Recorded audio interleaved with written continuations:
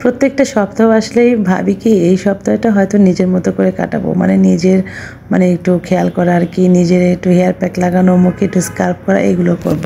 কিন্তু বিশ্বাস করেন কোনো সপ্তাহেই হয়ে ওঠে না। ওই সপ্তাহটা দেখা যায় কি সবার সেবা যত্ন করতে করতে, সবার চয়েসের রান্না করতে করতে আমার দিন চলে যায়। হয়তো আমার মতো অনেকেই আছে এরকম। আসসালামু আলাইকুম এভরিওয়ান, সবাই কেমন আছেন? আজকে শুক্রবার সকালবেলা, তো ওই যে ঘুমি থেকে উঠেই রান্নাঘরে চলে গিয়েছি। কিছুটা ভাত ছিল, সেই ভাতটা আমি এই চুলাতে ভাজি বসিয়ে দিয়েছি, আর ওই চুলাতে হচ্ছে আমি খুদের ভাত রান্না করবো, তো সেটা বসিয়ে দিয়েছি।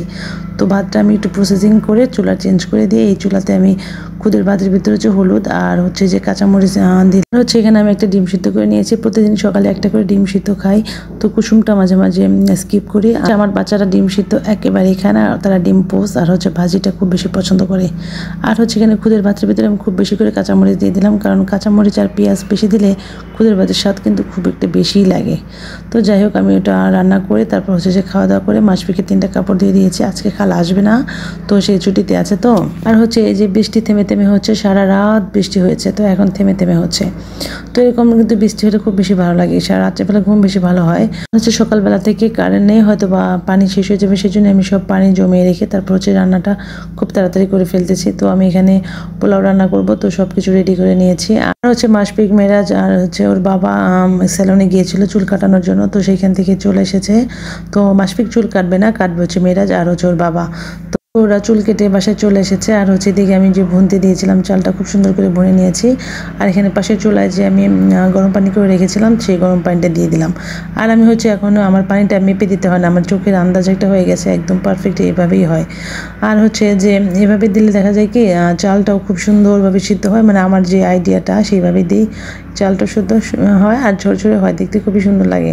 তারপরে তো আর হচ্ছে যে আমি একটু বেরেস্তা বানিয়ে উপরে দিয়ে দিলাম। তো এই তো আমার পোলাও রেডি হয়ে গেল, একদম ঝটপটে, খুবই কম সময়ে এবং খুব ইজি ওয়েতে আমি এইভাবে পোলাওটা রান্না করি।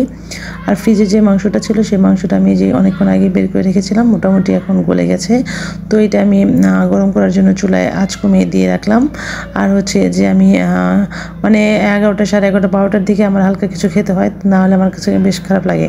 তো আমি একটু চানাচুর মুড়ি খেয়ে নিলাম। আর হচ্ছে এদিকে বেশ অনেকক্ষণ পর আর কি মাংসটা সুন্দর মানে হয়ে গেছে। আমি চাল কমিয়ে খুব আস্তে আস্তে সুন্দর করে আমি তরকারিটা চাল করে নিয়েছি। এটা খুব সুন্দর হয়েছে, ঝোড়া মাংস। তো এই তো এই যে কি সুন্দর দেখাচ্ছে মাংসটা। তারপর হচ্ছে এখন হচ্ছে মাসপিক বেবিকে আমি খাওয়াবো, আর হচ্ছে আমি নিজেও খাবো, আমার ক্ষুধা লেগে গেছে। আর হচ্ছে এই যে লেবু, এই লেবুগুলো এত সুন্দর, গ্রামের বাসা থেকে আনা হয়েছে, মানে 30 টাকা হচ্ছে কেজি, মাঝে মাঝে 20 টাকা কেজিও রাখে। তো গ্রামের বাসা থেকে আমরা সবসময় কিনে নিয়ে আসি। তো ভিডিওটা কেমন হয়েছে কমেন্টস করে জানাবেন, আর অবশ্যই পেজটা ফলো দিয়ে রাখবেন। আল্লাহ হাফেজ।